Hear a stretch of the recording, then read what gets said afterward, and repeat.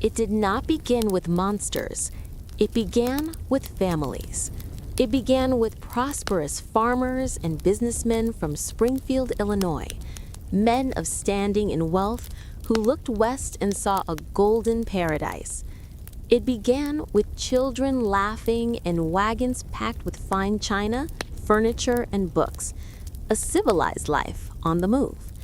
But it ended in the snow. It ended in crude, half-buried cabins, the smoke from their fires staining the endless white of the Sierra Nevada mountains. It ended with 16 days of relentless blizzard, with starvation so complete it became a living, breathing thing in the dark, a madness that gnawed at their souls.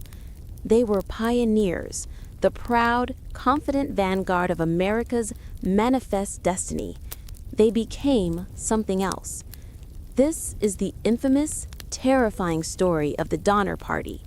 But the truth you were never taught is not about the ghouls it created, but the hubris that trapped them. The real villain was not the hunger.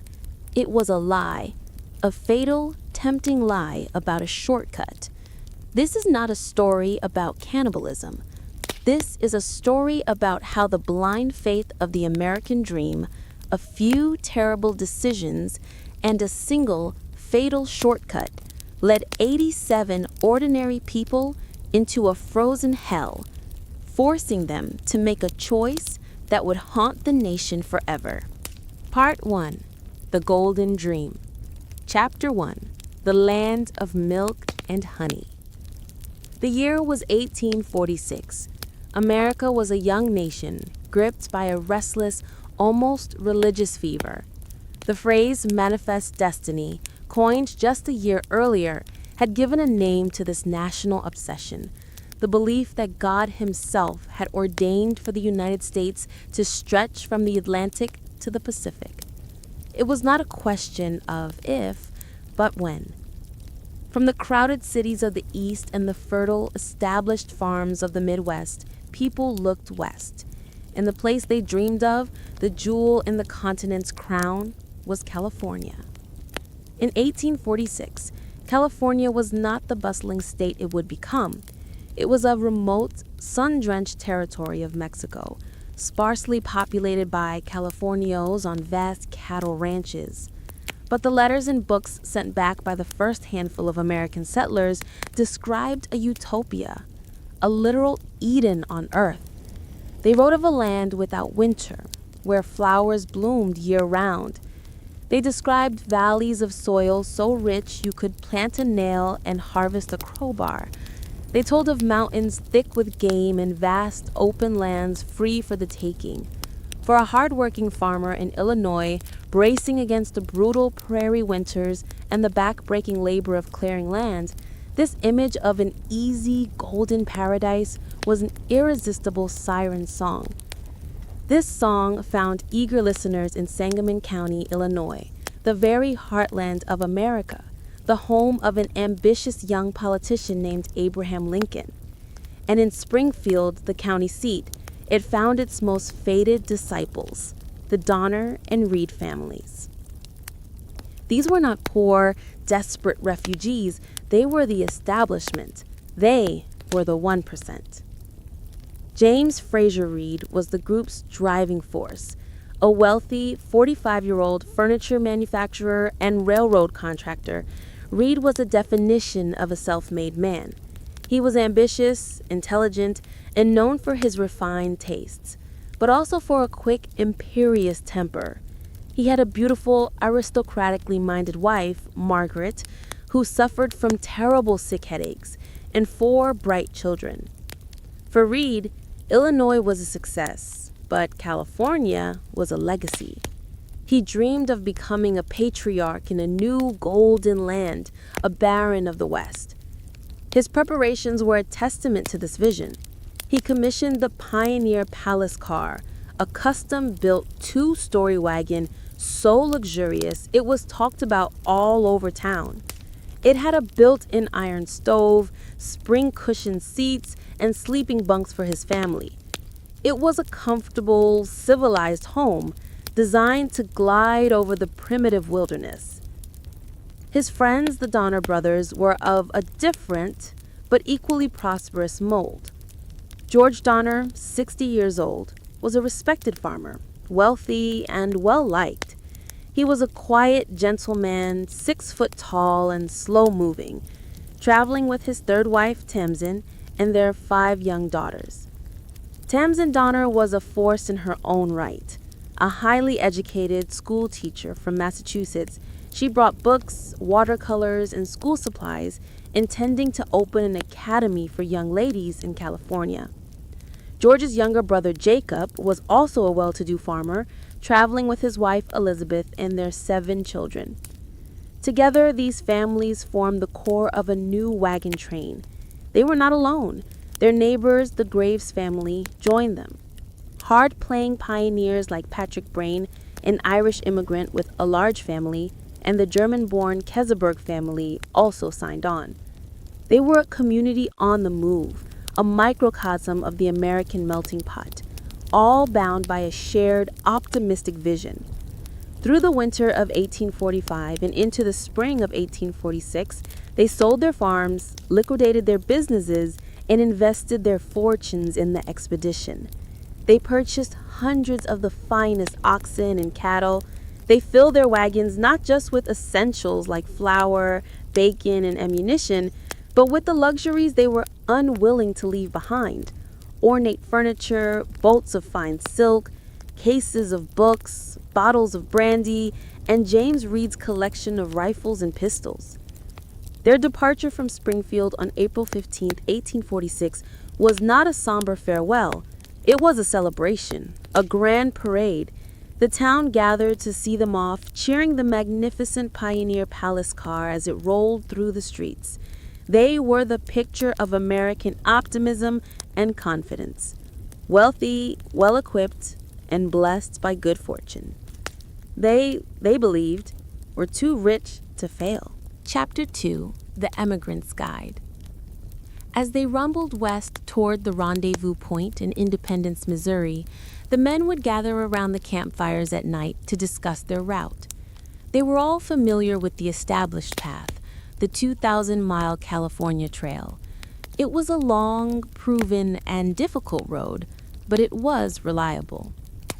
But in James Reed's wagon, there was a new, controversial book, The Emigrant's Guide to Oregon and California, written by a man named Lansford W. Hastings. Lansford Hastings was a man of boundless ambition and questionable character. A lawyer from Ohio, he had traveled to California and saw in its sleepy hills the potential for a personal empire. His dream was to be the architect of a new American republic on the Pacific, with himself at its head. To achieve this, he needed a flood of American immigrants to overwhelm the Mexican authorities. His guide was not an objective travelogue. It was a propaganda pamphlet, a piece of real estate advertising. He painted California in breathless utopian terms, but his book contained a fatal innovation. Hastings claimed to have found a new and direct route that would shave 300 to 400 miles off the grueling journey. This Hastings Cutoff proposed to leave the established trail at Fort Bridger in modern-day Wyoming, plunge south across the rugged Wasatch Mountains, and then cross the Great Salt Lake Desert, rejoining the main trail in Nevada. To the experienced mountain men and trappers who knew the territory, the idea was madness. They knew the Great Salt Lake Desert was a waterless, 80-mile expanse of salt and mud, an impassable wasteland. They knew the Wasatch Mountains were a tangled, impenetrable maze of canyons and dense forest, with no existing wagon road. But to an ambitious, impatient man like James Reed, the word shortcut was irresistible. 300 miles was a month of travel, a month less of dust, a month less of hardship, a month ahead of everyone else. Hastings' book was confident. his prose persuasive. He even promised to be at Fort Bridger himself to personally guide the emigrants who took his new route. This book and the promise it held was discussed in the wagons as they rolled across the plains. For now, it was just an idea, a possibility.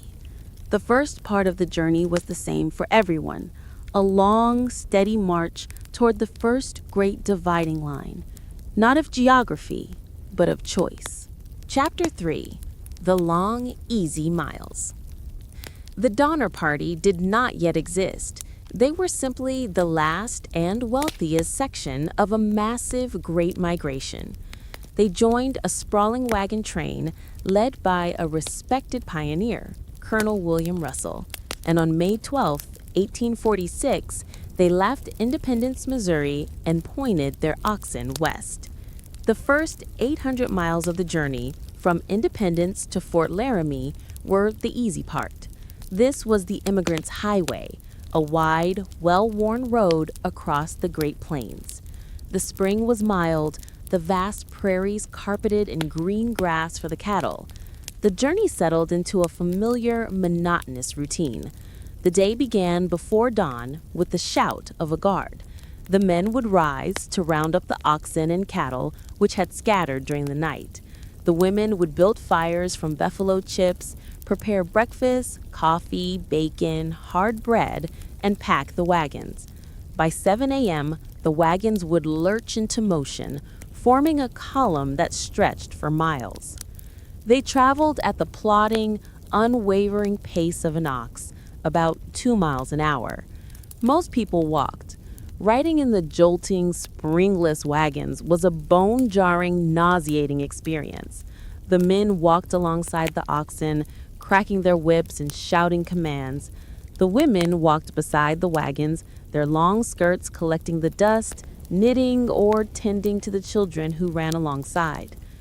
It was a slow, dusty, and often boring life, but it was not yet a desperate one. They were a mobile community. At night, they would corral the wagons into a large protective circle, a makeshift fortress against the vast, empty plains and the perceived, though rarely seen, threat of Indian attack. Campfires would be lit, dinners cooked, and a sense of community would emerge.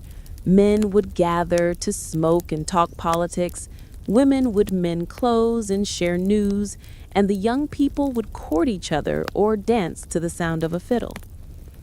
They saw the great sights of the prairie, massive, thundering herds of buffalo, strange rock formations like Chimney Rock, and the first glimpse of the Rocky Mountains. They also faced the trail's first sudden dangers. On May 29th, a violent thunderstorm sent the Reeds' cattle stampeding. A few days later, Margaret Reed's elderly mother, Sarah Keyes, who was already gravely ill when they left Springfield, died peacefully in her wagon. They buried her by the side of the trail, a somber, civilized funeral in the middle of the wilderness. They were making good time. They were confident. But as they traveled, the party was also beginning to show signs of internal stress. James Reed, with his pioneer palace car and his aristocratic bearing, began to grate on the nerves of the other, more common immigrants. He was often seen as arrogant, a man who expected others to help his hired teamsters manage his large herd, but who was slow to offer help himself. In this simmering social dynamic, another figure emerged, an athletic, hot-tempered man named John Snyder. Snyder was a teamster for one of the other families, and he quickly came to resent Reed's apparent high-handedness. This small, personal friction, born from the dust and boredom of the trail, was a tiny, insignificant seed that would, in the crucible of the hardship to come, blossom into deadly violence. But for now, under the warm summer sun of the high plains, it was just a minor annoyance. The journey was long, but the road was clear, and California, they believed, was waiting. Part 2: The Fatal Shortcut. Chapter 4: The dividing of the ways. The long, easy miles across the plains ended at Fort Laramie, a sprawling, chaotic fur trading post at the edge of the high country. Here, the immigrants rested, restocked their dwindling supplies at exorbitant prices, and repaired their wagons. The fort was a swirl of humanity, grizzled mountain men in buckskins, Sioux warriors trading buffalo robes, and a river of immigrants like themselves, all pushing west. It was here, in this dusty hub of frontier gossip, that the Donner and Reed families received their first concrete warning. James Reed ran into an old friend from Illinois, James Kleiman, who was traveling east having just come from California. Kleiman was a seasoned frontiersman, a man who had trapped with Jedediah Smith and knew the Western Territories intimately. When Reed enthusiastically told him of his plan to take Hastings' new shortcut, Kleiman was horrified. He told Reed in no uncertain terms that the route was a dangerous fantasy. He described the Wasatch Mountains as a perfect labyrinth of canyons, and the desert beyond as an 80-mile waterless hell. He begged Reed to stick to the established trail, warning him that to take the shortcut was to risk certain destruction. This was not a rumor from a book. It was a first-hand, eyewitness account from a trusted, experienced friend. But James Reed, his mind already set on the 300 miles he would save, was blinded by his own optimism. He dismissed Kleiman's warning, perhaps believing the old trapper was exaggerating, or that a modern, well-equipped train like his own could overcome challenges that a simple pack horseman could not. The seeds of tragedy, sown by Lansford Hastings, were now being watered by James Reed's own hubris. The party pushed on, traveling another few weeks to Fort Bridger, a crude, dusty outpost in what is now Wyoming. This was the point of no return. This was where the trail split. The main proven route went north, while the new unproven Hastings Cutoff veered south. When they arrived, they found a small, anxious group of wagons already gathered, all waiting for the promised guide, Lansford Hastings. But Hastings was not there. He had already left with an earlier, larger train, leaving only a note behind.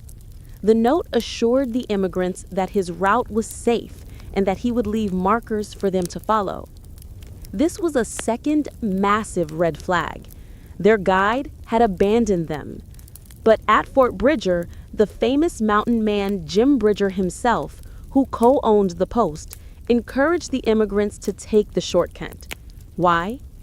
Bridger likely knew the route was dangerous, but he was a businessman. The main trail was diverting traffic and profit north, away from his fort. If the Hastings Cutoff became the new standard, his fort would be at the center of the main immigrant highway. He reinforced Hastings' lie, assuring the families that the route was a fine, level road. For James Reed and the Donner brothers, this was the confirmation they wanted. The warning from Kleiman was forgotten. The promise of saving a month of travel was too tempting. They made their fatal choice. The Donner Party, as it would come to be known, was officially born. On July 31st, 1846, a train of 87 people in 23 wagons, including the Reeds, the Donners, the Graves, and the Kesebergs, turned their oxen south, leaving the proven trail and plunging into the unknown. Chapter 5. The Ordeal of the Wasatch. The first few days were deceptively easy, lulling them into a false sense of security. But they soon entered the Wasatch Mountains and the labyrinth that Kleiman had warned of. Hastings, they discovered, had not left markers. His trail was non-existent. What they found was not a road, but a barely visible pack trail, and then nothing but dense, tangled wilderness. The route Hastings had taken his first train through was impassable for the large, heavy wagons of the Donner Party. They found themselves at the head of a canyon blocked by a dense wall of aspen and willow trees. They were forced to become road builders. The men, once wealthy farmers and businessmen, were reduced to back-breaking manual labor. They swung axes all day, felling thousands of trees. They pried massive boulders from the path with levers. They dug out hillsides with shovels to create a semblance of a road. Progress slowed to an agonizing crawl. A good day was 2 miles. A bad day was 1. They were burning precious time and the energy of their animals in the thin mountain air. Tensions, which had been simmering, now exploded. James Reed, with his Pioneer Palace car, was at the center of the frustration. His arrogance and his refusal to do his share of the labor, preferring to supervise, infuriated the other men, who were toiling to clear a path that his oversized wagon could barely pass through. After weeks of this hellish, slow-motion struggle, they finally cleared the mountains and emerged, exhausted, into the Great Salt Lake Valley. The shortcut that was supposed to take 1 week took them 30 agonizing days. They had saved no time. They had, in fact, wasted a critical month. Their oxen were exhausted, their supplies were running low, and the morale of the party was shattered. They were now hopelessly behind schedule, a fact made terrifyingly clear when they found a tethered note left by Hastings at the edge of the next great obstacle. This note warned of a dry drive of 40 miles across the desert, a journey that would take 2 days and nights. It was another lie, and this one would be the most devastating of all. Chapter 6: The Salt Desert. The Great Salt Lake Desert was not a 40-mile crossing. It was more than 80 miles of barren white salt flats, a sun-baked prehistoric lake bed with no water, no grass, and no shade. They prepared as best they could, filling every barrel with water and cutting grass for their animals. They set out, believing it would be a hard but quick push. It was a descent into hell. The salt was covered by a thin, brittle crust. The heavy wagon wheels and the oxen's hooves broke through this crust, sinking inches deep into a soft, powdery, alkaline dust that was as fine as flour. The dust rose in a choking, blinding cloud, coating everything and everyone in a ghostly white powder. The sun was a merciless white-hot blaze. It reflected off the white salt flats, creating a blinding glare that burned their eyes. There was no shade, no landmark, nothing but a shimmering, endless expanse of white in every direction. The heat was suffocating. By the second day, the water was running low. The animals, mad with thirst, began to collapse in their yokes. The oxen, their great, soft feet cracked and bleeding from the corrosive salt, refused to move. The party began to break apart, the social bonds dissolving in the face of individual survival. James Reed, in a fit of desperation, raced ahead on horseback, believing he could find water in return. He found nothing but more desert. When he finally returned, he found his wagons abandoned, his teamsters having unhitched the oxen in a frantic, doomed attempt to find water. The party disintegrated. Families were forced to abandon their wagons, their precious heirlooms, their furniture, and the very supplies they needed to survive, all left to be swallowed by the salt. Reed himself was forced to abandon his luxurious Pioneer Palace car, the ultimate symbol of his hubris. When the survivors finally staggered onto the far side of the desert and reached the life-giving springs of the Pilot Peak Range, they were a broken, terrified, and enraged group. It had taken them 6 days, not 2. They had lost 36 head of cattle, most of them belonging to Reed. They had lost 4 of their wagons. The shortcut had been a catastrophe. They were now critically short on food, their animals were decimated, and the party was consumed by a dark, simmering rage. And as they looked up from the springs, they saw the date, It was early September. The high granite wall of the Sierra Nevada mountains still lay hundreds of miles ahead, and the season for snow had already begun. The Breaking Point. Chapter 7. The Gravelly Ford. When the last of the survivors stumbled away from the 80-mile salt desert, the party was not just broken, it was fundamentally fractured. The agonizing 6-day crossing had cost them 36 head of cattle, many of them belonging to James Reed, and 4 of their wagons, including Reed's opulent Pioneer Palace car. The custom-built wagon, a symbol of his wealth and hubris, now sat half-buried in the corrosive white salt, a monument to the fatal shortcut he had championed. They regrouped at the springs on the far side, but the mood was not one of relief. It was one of simmering, murderous rage. Their supplies were dangerously low, their animals were decimated and weak, and they all knew with a dawning, sickening terror that they were hopelessly behind schedule. The shortcut had been a lie, and it had cost them a critical month. The anger in the camp, silent and explosive, was directed at one man, James Reed. His authority was shattered. They were now on the Humboldt River, the last grim leg of the journey before the Sierra Nevada. This was not an easy road. It was a 250-mile trek through a barren, alkaline valley where the grass was sparse and the water was bitter, and they were the last party on the trail. The thousands of immigrants who had wisely stayed on the main route were weeks ahead of them, and their animals had already eaten what little grass there was. The Donner Party was marching through a land already picked clean, a path marked by the discarded equipment and dead cattle of the parties who had come before. The long drive down the Humboldt was a new kind of torture. The salt desert had been a sudden, sharp crisis.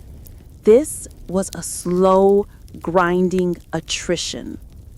The animals, already weak, began to die, one by one, their bodies left to rot in the dust. The party, no longer a unified community, splintered into desperate family units, each one for itself, pushing their failing animals as hard as they could. The social contract was dissolving. Chapter 8. The Killing of John Snyder. The Breaking Point. The moment the simmering frustration turned to blood came on October 5th at a place called the Gravelly Ford. The trail required the wagons to ascend a steep, sandy hill after crossing the river. The deep sand, combined with the exhausted state of the animals, made the climb nearly impossible. Wagons were getting stuck. Men were yelling, their voices raw with frustration, as they whipped their gaunt, straining oxen. John Snyder, a teamster for the Graves family, was trying to get his wagon up the hill. His team was struggling, tangled with the team from James Reed's wagon, which was just ahead. Snyder, known for his hot temper, was in a fury, lashing his animals with the butt end of his whip.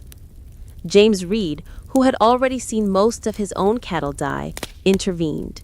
"Don't beat your animals like that," he ordered, in his characteristically imperious tone.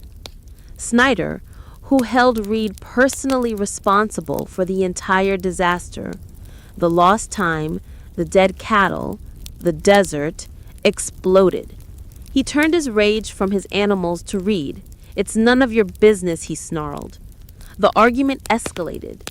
Snyder, in a fit of rage, struck Reed on the head with his heavy whip handle. Reed stumbled, bleeding. As Snyder raised the whip to strike again, Reed's wife, Margaret, ran between them, trying to stop the fight.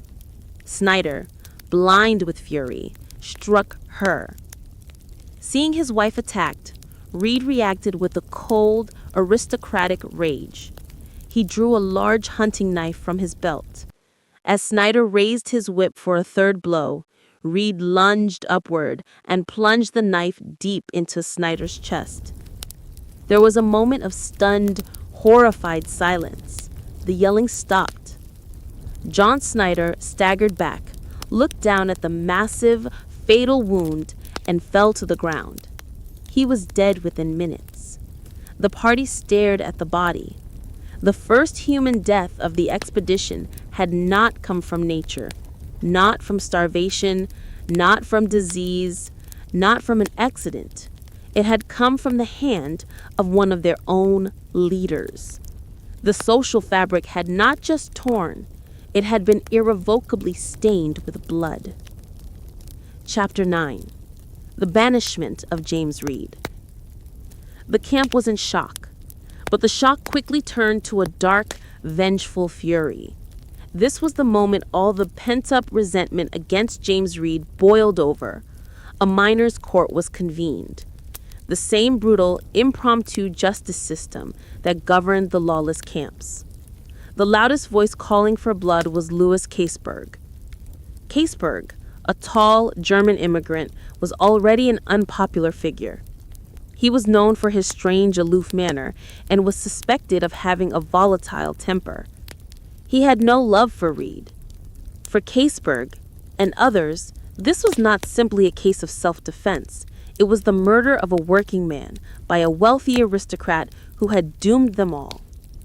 Caseberg loudly demanded that Reed be hanged on the spot. The party was split. To hang a man like Reed, a wealthy family man, the original organizer, was unthinkable to some. But to let him go unpunished for killing another man was equally impossible. George Donner, older and more headhunted, argued against hanging. A bitter, divisive compromise was reached. Reed would not be executed. He would be banished. It was, in effect, a death sentence. He was to be cast out alone, with no food, no supplies, and no gun, into the vast, hostile wilderness.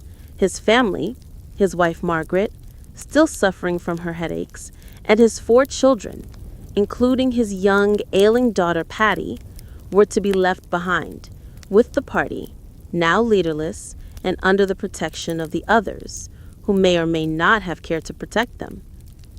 The next morning, the party prepared to move on. James Reed said a devastating goodbye to his wife and children. He knew he would likely never see them again. His oldest daughter, 13-year-old Virginia, rode ahead with him for a short way, refusing to leave. In a secret, desperate act, she gave him her father's rifle, some crackers, and a few bullets. Then, weeping, she turned her horse and rode back to the wagons.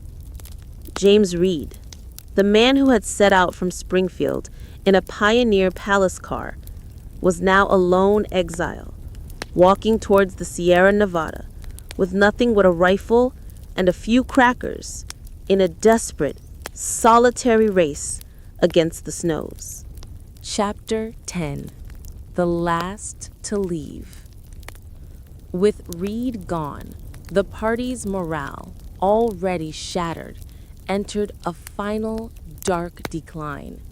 Their compassion was gone, replaced by a ruthless, pragmatic self-preservation. This new cold calculus was exposed just a few days later. Traveling with Louis Caseberg was an elderly 65-year-old Belgian man named Hardcoop. He was old, and his feet were so swollen and cracked from the endless walking that he could no longer keep up. He had been riding in one of Caseberg's wagons, but Caseberg, his own animals failing, was in no mood for charity. He forced the old man out of the wagon, telling him he had to walk or die. The party moved on. Hardcoop, his his feet bleeding, struggled to keep pace, but soon fell behind. That evening, he staggered into camp long after everyone else, his feet a bloody ruin. He collapsed by a fire. The next morning, when the party prepared to leave, Hardcoop could not move. He begged the other families, one by one, to let him ride in their wagons. But every wagon was full. Every ox was at its breaking point. No one had the food or the space or the will to take on another's burden. The Donner Party looked at the old man, sitting alone by the dying fire, and they left him. They hitched their oxen, rolled their wagons, and did not look back. William Pa Eddy was the last to leave the camp, and later reported seeing Hardcoop sitting by the trail, his head in his hands, completely abandoned. He was never seen again. The Snyder killing had been an act of hot-blooded passion. The abandonment of Hardcoop was an act of cold-blooded necessity. Their humanity was being stripped away, mile by agonizing mile. They finally rejoined the main California trail at the Truckee River, the very route James Clyman had begged them to take. The feeling was not one of relief. It was one of absolute terror. The trail was cold. The grass was gone. The ruts in the road were deep and hard, a sign that the last parties were weeks ahead of them. The race was on. Chapter 11. The First Snow. They were at the base of the Sierra Nevada. This was the final barrier, a 1,000-foot granite wall that stood between them and the safety of Sutter's Fort, which was now less than 100 miles away. They were exhausted, their supplies nearly gone, their animals barely able to stand, but they were close. They paused for a few days at the edge of a beautiful, clear alpine lake, now known as Donner Lake, to rest their animals before the final brutal ascent over the pass. It was late October. The sky was a heavy, ominous gray.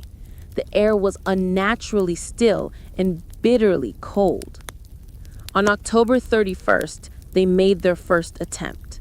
They struggled to get their wagons up the steep, rocky slope of the pass. They got partway up, but the animals, too weak to pull, floundered. They were forced to turn back to the lake to rest. That night, the weather changed. A single, large, wet snowflake landed on a man's hand, then another, and another. Within an hour, the air was thick with a blinding, heavy snow. It was not a light dusting.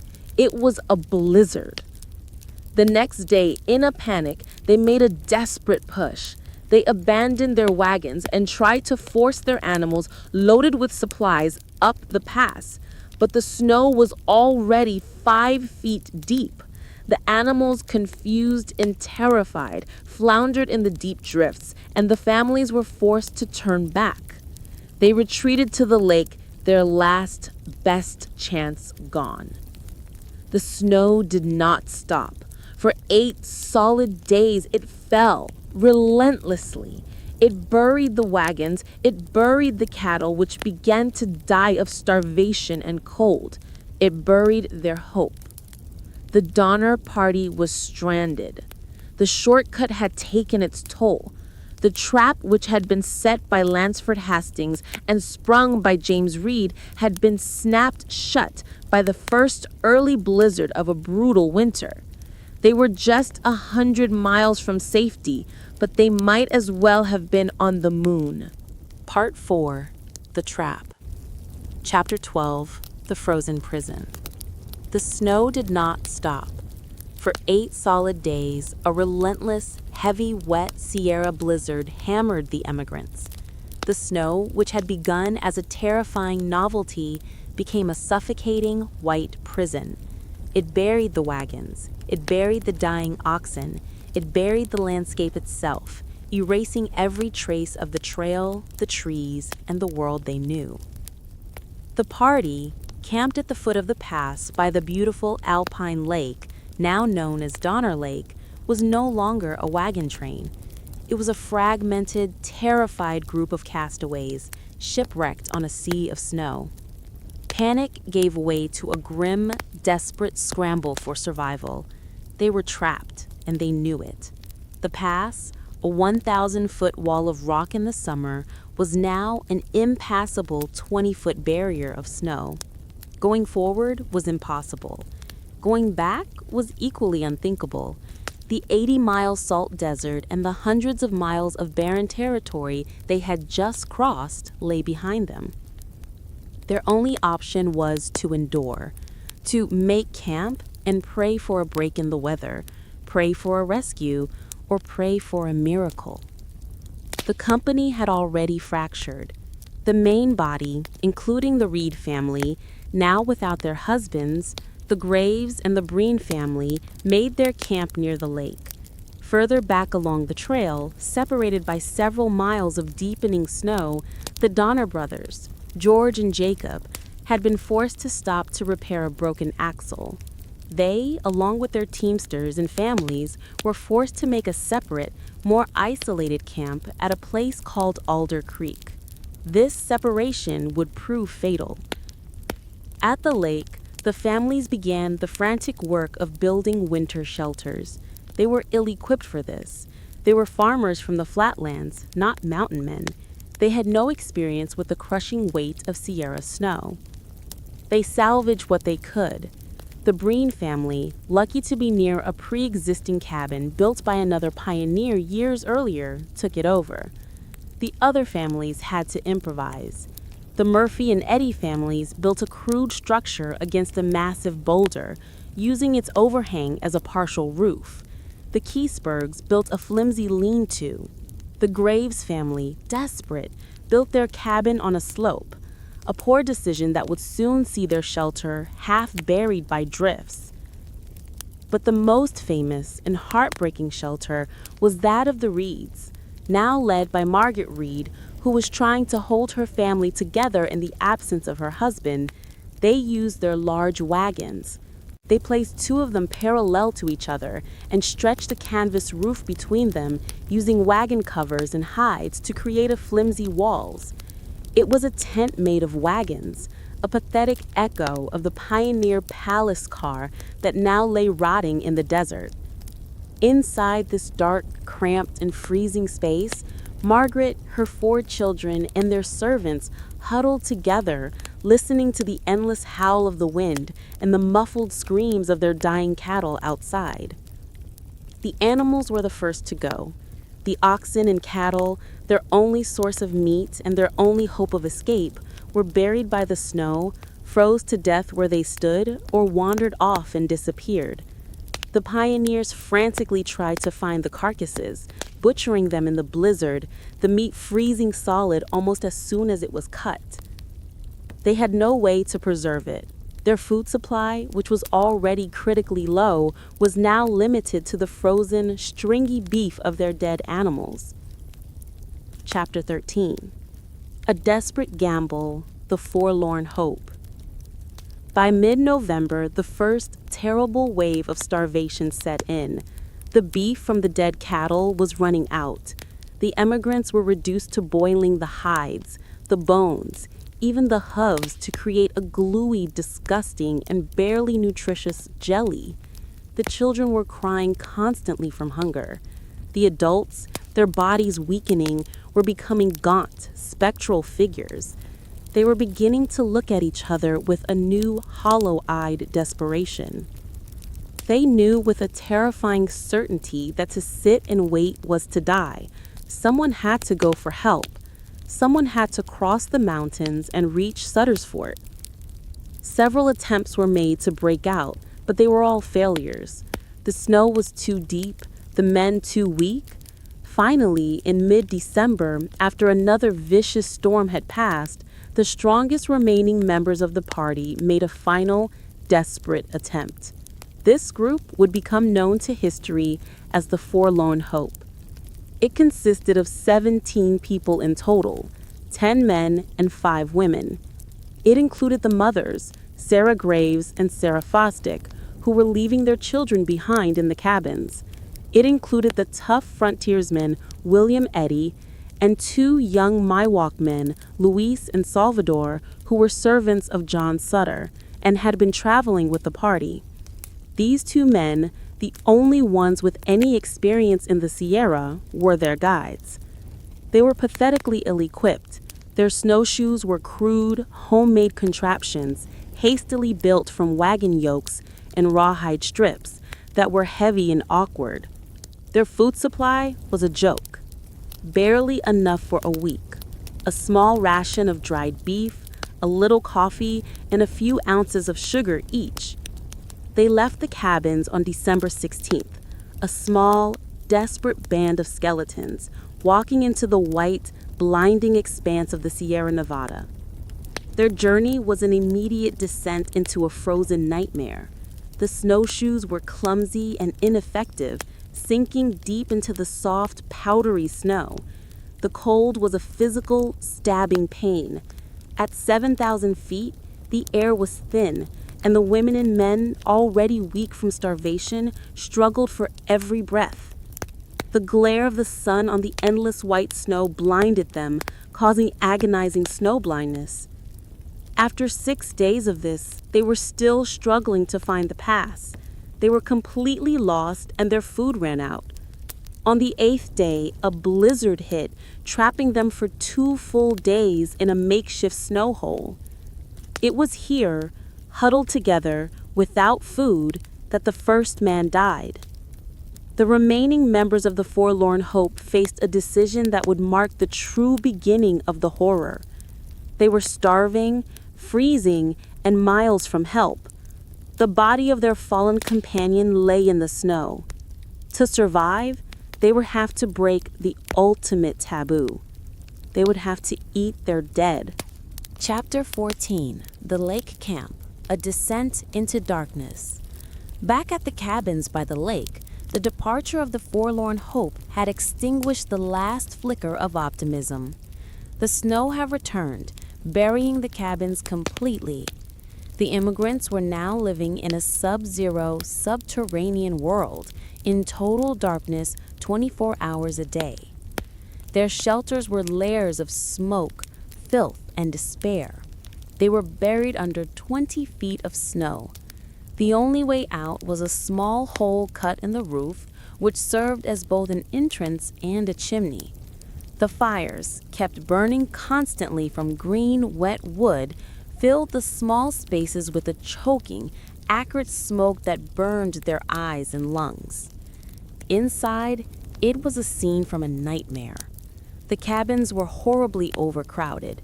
The Brain family in their 18 by 25-foot cabin numbered 16 people, including the Reed family, minus James, and another man. They lay on the dirt floor, huddled together under lice-infested blankets for warmth. The darkness was absolute, broken only by the weak, smoky fire. And then the starvation began to take its toll. The last of the frozen cattle meat was gone. The boiled hides were gone. They began to eat anything. They boiled scraps of leather. They ate mice they caught in their blankets. They even ate the pine bark from the trees. The children were the first to weaken. One by one, the smallest began to die. The sound of weeping or the low, desperate moans of the starving was constant. Death became a mundane, daily event.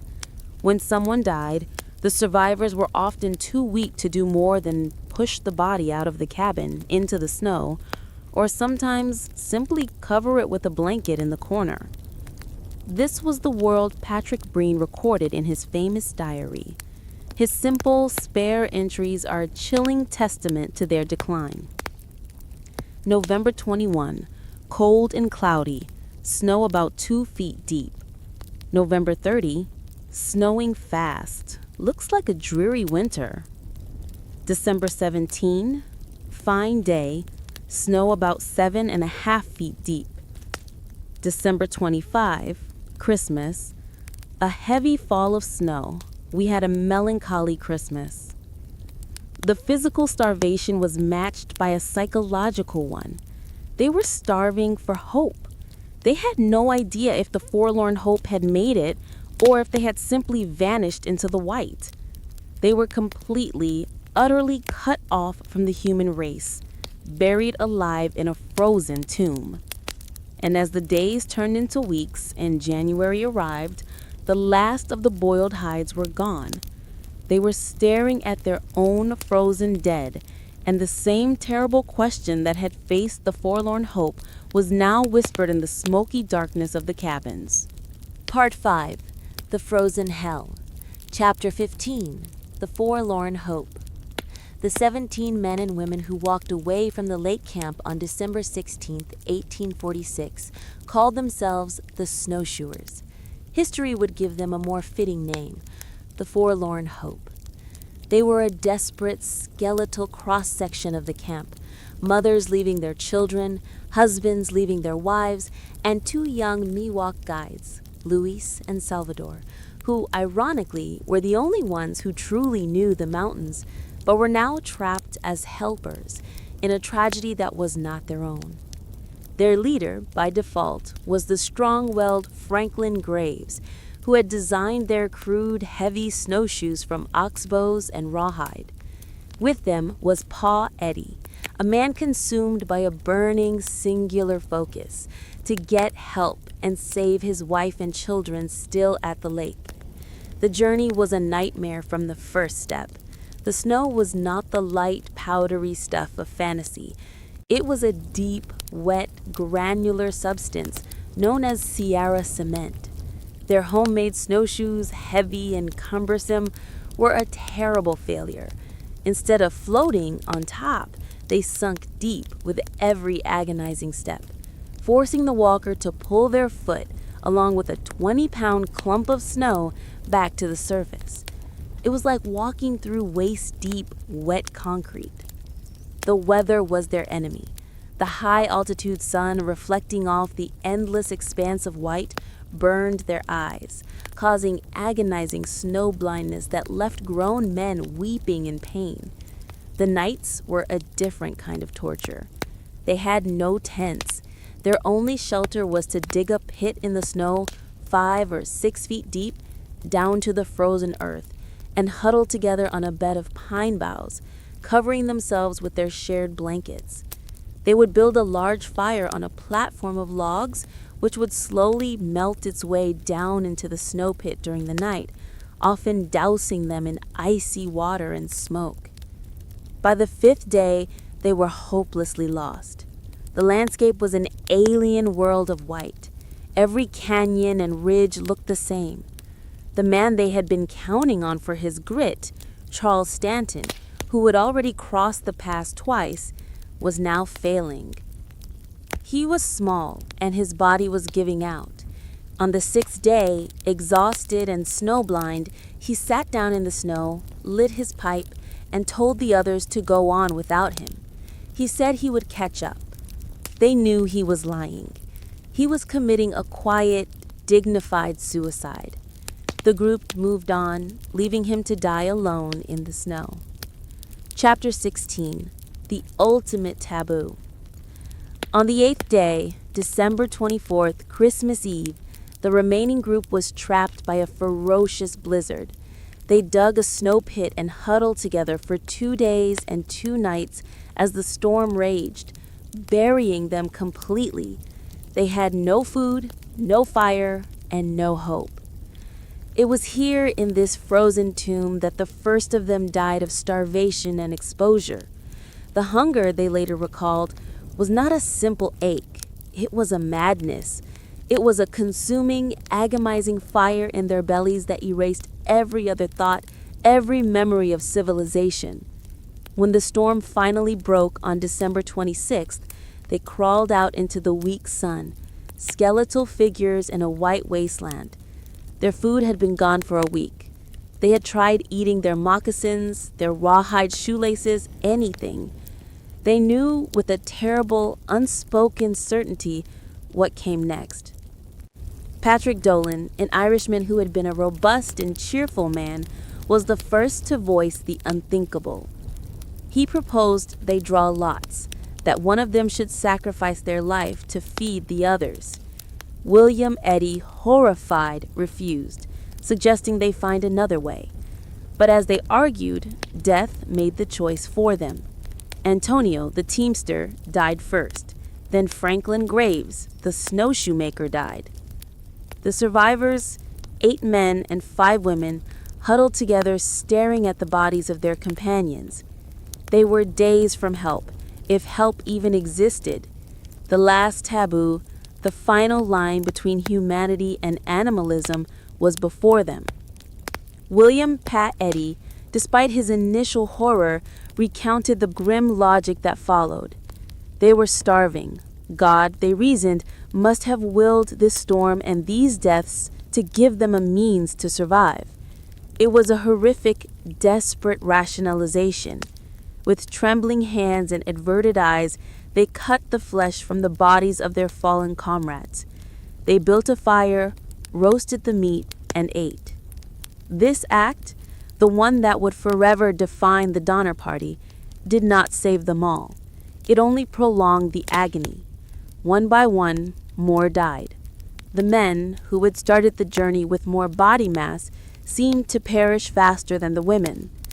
The survivors, now just a handful, continued their grisly march, carrying the saved meat with them.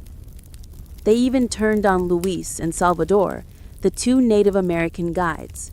The men, terrified by the turn of events, refused to eat the human flesh, believing it to be a terrible omen. They ran off, only to be tracked down days later by William Eddy, who found them near death. He returned to the group, and in a final act of desperation, the starving survivors decided the 2 Miwok men, now too weak to resist, would be their next source of food. They were killed. After 33 days of this waking nightmare of snow blindness, starvation, and the ultimate horror, 7 survivors, 5 women and 2 men, finally stumbled, more like creatures than humans, into a Native American village. They were unrecognizable. Their bodies were skeletal, their eyes wild, their feet frozen and blackened. The villagers, terrified, at first fled from them, but then gave them acorns and bread. From there, they were helped to the first outpost of civilization, Johnson's Ranch. The forlorn hope had made it. They had brought the news. Chapter 17. The Lake Camp. The Long Wait. Back at the cabins by the lake, the 60 people left behind, mostly children, knew nothing of the forlorn hope's ordeal. They only knew that help had not come. They were living in a subterranean world, buried under 20-foot snowdrifts, in darkness, smoke, and filth. Death became a mundane daily event. The children were the first to go. The Graves family lost their youngest. The Kessebergs lost their baby, who died in his mother's arms. The sound of weeping or the low, desperate moans of the starving was constant. When someone died, the survivors were often too weak to do more than push the body out of the cabin into the snow, or sometimes simply cover it with a blanket in the corner where the body would freeze solid. Their food was gone. The last of the frozen cattle meat was eaten. They boiled the hides over and over, scorching the hair off and eating the leathery, glue-like substance. They ate pine bark. They ate mice. Patrick Breen, a devout Catholic, kept a diary that became the most chilling record of their decline. January 17th, Eliza Williams died this morning about 3 o'clock. Snows hard. January 21st, Milt Elliott died last night at 9 o'clock. January 26th, provisions scarce. Hides are the only article we have. January 31st, John Landrum died last night. February 4th, ate the last of our hides. By early February, they had been trapped for over 3 months. The last of the hides were gone. They had nothing. The bodies of their dead lay frozen in the snow just outside their doors. The same terrible, unspoken question that had haunted the forlorn hope was now the only thing left. They began to eat their dead. Chapter 18. The Alder Creek Camp. Separation and Despair. If the lake camp was hell, the Alder Creek camp by the Dunner brothers, 6 miles back, was a circle deeper still. They were more isolated, their shelters were weaker, and their group was smaller. George Dunner, the party's elderly patriarch, was dying. He had badly infected his hand while repairing the axle that had first stranded them, and now gangrene was setting in. His wife, Tamsin, a woman of remarkable strength and education, refused to leave his side, acting as his nurse while also trying to care for their 5 young daughters. They were starving faster than the group at the lake. Their hired teamsters died one by one. The Dunner families, weakened and isolated, also succumbed to the ultimate taboo, using the bodies of their dead servants for food. They were completely alone, with no idea what was happening at the lake camp, and no way to get there. They could only wait, huddle together for warmth, and listen to the muffled sound of the wind howling over their snowy prison. Chapter 19. The First Relief. The news brought by the skeletal survivors of the Forlorn Hope had galvanized California. James Reed, who had miraculously survived his banishment and reached Sutter's Fort, though he arrived too late to get over the mountains before the snow, had been frantically trying to organize a rescue party for months, but was blocked by weather and lack of funds. Now, with proof of the disaster, a public subscription was raised. A group of brave, hardy frontiersmen were assembled for what was called the First Relief. Led by a man named Aquila Glover, they loaded mules with provisions and began the perilous, near impossible winter crossing of the Sierra Nevada into the storm. After a brutal journey, wading through waist-deep snow and suffering from the cold, 7 men from the First Relief, led by Reason Daniel Tucker, finally broke through the pass and descended to the lake camp on February 19, 1847. They found a scene of unimaginable horror. They found dark, smoky holes in the snow. When they shouted, skeletal figures, more like ghosts than humans, began to emerge from the frozen ground. The children were gaunt, their eyes unnaturally large in their emaciated faces. One woman, her mind broken, was seen carrying the dismembered arm of a child. William Paw Eddy, who had survived the Forlorn Hope and turned right back around with the rescuers, rushed to the cabin where he had left his wife and 2 children. He found only his wife, Eleanor, dead and half-eaten. His children were gone. The rescuers passed out small portions of bread and dried beef, but the survivors, in their starved state, could barely eat. The rescuers now faced a horrific new problem: who to take and who to leave behind. They could only save a handful. They chose the strongest children, leaving the weakest and the adults who were too sick to walk, including George and Tamsin Dunner at Alder Creek. The tragedy was not over. It had just entered its final, most heartbreaking act.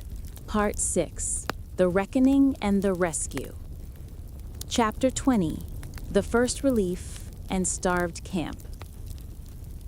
The arrival of the First Relief Party on February 19, 1847, was a moment of profound, almost blinding joy, but it was immediately followed by a new and terrible arithmetic. The 7 rescuers, led by Reason Daniel Tucker, were themselves exhausted and running low on supplies. They had expected to find a camp of hungry people. They found a pit of skeletal ghosts, many of whom were too weak to even stand. The rescuers' packs held only what they could carry, small amounts of dried beef, flour, and bread. They distributed this food, but it was a cruel tease. To the starving, the sudden intake of food was agonizing, and it was nowhere near enough. The true horror of their task now became clear. They could not save everyone. They had to choose. They would take the ones who could walk. The Breen family, though weakened, was largely intact. The rescuers chose to take them, along with several of the older children from the Graves and Reed families. The decision was an agony of Sophie's choices. Mothers were forced to leave their children behind. Elizabeth Graves had to leave her 2 youngest children at the lake cabin, promising she would return for them. Margaret Reed, her body racked by starvation, was strong enough to attempt the journey, but she was forced to leave 2 of her children, 8-year-old Patty and 3-year-old Tommy, behind at the Breen cabin, which was now the strongest of the shelters. She made the other Breens, who owed their rescue to her, swear they would care for them. On February 22nd, the first relief party left the lake camp with 23 survivors, mostly children. The journey back over the pass was a new kind of hell. The survivors, their bodies emaciated and their spirits broken, had no strength. The rescuers were forced to carry the small children, including the 2 youngest Breens, on their backs, staggering through the deep, melting snow. A new storm hit, dropping more snow and blinding them with wind. It quickly became an ordeal. John Denton, a young man traveling with the Donners, collapsed in the snow, unable to go further. He, like Charles Stanton before him, told the others to go on. He was left by a fire to die alone. Then the children began to fail. Young Ada Kesberg died in her mother's arms. The party, slowed by the weakest, was once again running out of food. The rescuers, in a grim echo of the party's own failures, were forced to make another terrible choice. They reached a spot that would become known as Starved Camp. Here, they deposited the Breen family and the weakest of the Graves and Reed children. They left them with a tiny ration of food, built them a fire, and told them to wait for the next relief party. The rescuers then took the 3 strongest children and made a desperate dash for the safety of the next supply depot. The first relief, a mission of mercy, had been shattered by the same brutal reality that had destroyed the Donners. The mountains did not care about good intentions. Chapter 21. The Return of James Reed. While the first relief was struggling in the snow, a second, more powerful rescue was already underway, led by the one man with the most to lose, James Fraser Reed. After his banishment, Reed had miraculously survived his solo trek over the Sierra Nevada, reaching Sutter's Fort in late October, just days before the pass was sealed by the snow. He was a man possessed. He immediately tried to organize a rescue party to go back for his family, but the weather was too bad. He joined the U.S. forces in the ongoing Mexican-American War, fighting in exchange for a promise of men and supplies for a rescue. He failed. He was blocked by military bureaucracy, and he was consumed by a helpless, agonizing dread as the winter raged, knowing his family was trapped on the other side. When the skeletal survivors of the Forlorn Hope finally stumbled into civilization in January, the horrific story confirmed Reed's worst fears. The public, which had been indifferent, was now galvanized by the ghoulish tales. A second, larger relief effort was quickly funded. James Reed, along with his old friend William McCutcheon, who had also been banished earlier, would lead it. On March 1st, as Reed and his second relief fought their way up the mountains, they came upon the horrifying sight of Starved Camp. They found the Breen family and the others, left behind by the first party, huddled around a dying fire, just days from death. Reed gave them food, restoring their hope. But his family was not there. He pressed on, his heart in his throat. He and his small party, pushing ahead, finally crested the pass and descended to the lake. The scene that greeted him was far worse than what the first relief had found. The snow had begun to melt, revealing the grotesque, half-eaten and dismembered remains of the dead that had been buried in the snowbanks. The air was thick with the smell of death. He found the Murphy cabin where his wife had been. He tore open the snow-covered entrance and found his wife, Margaret, and two of his children, Virginia and James Jr., alive, but just barely. It was a reunion of skeletons. Margaret, looking up at the husband she thought she'd never see again, could only whisper, "Oh, James." But his two youngest, Patty and Tommy, were not there. In a panic, he rushed to the Breen cabin. He found Patrick Breen, who told him the children were still alive. Reed burst in and found his two small children huddled under a filthy blanket, their faces emaciated, their eyes hollow. Patty, recognizing her father, looked up with a small, weak voice and asked, "Is that you, Pa?" Reed gathered his family and the strongest of the remaining survivors, but his work was not done. He had to go to the Alder Creek camp, 6 miles back, to find his old friends, the Donners. Chapter 22. The Horror at Alder Creek and the Final Choice. James Reed and a few of his men made the brutal, sinking trek through the snow to the Alder Creek camp. They found a scene of absolute despair. The camp was almost entirely buried, the snow stained with blood and human waste. They found George Donner in his tent. He was alive, but just barely. His entire arm was black and swollen with gangrene, the infection having spread to his shoulder. He was clearly dying. His wife, Tamsin, was emaciated, but still on her feet, having refused to eat the other food, surviving on tiny boiled mice. Their 5 daughters were, miraculously, still alive. Reed told Tamsin the situation. He could take the children, but George was too sick to be moved. The journey out was too hard, and he would die on the trail. Tamsin faced an impossible choice: go with her children to safety or stay with her dying husband. She did not hesitate. Her children were her life, but her vow was to her husband. She kissed her 3 youngest daughters goodbye, entrusting them to James Reed, a man she barely knew. She told them she would see them in California. She knew it was a lie. Tamsin Donner, the educated school teacher from Massachusetts, chose to stay behind in a frozen, filthy tent to die alongside her husband. Reed and his men gathered the children, along with the remaining survivors from the lake camp, and began the horrific journey back. They left the still-living George and Tamsin Donner, the dying Mrs. Murphy, and the terrifying, solitary Louis Caseberg at the cabins, promising that a third relief would be back for them. Chapter 23. The Third Relief in the Butcher Shop.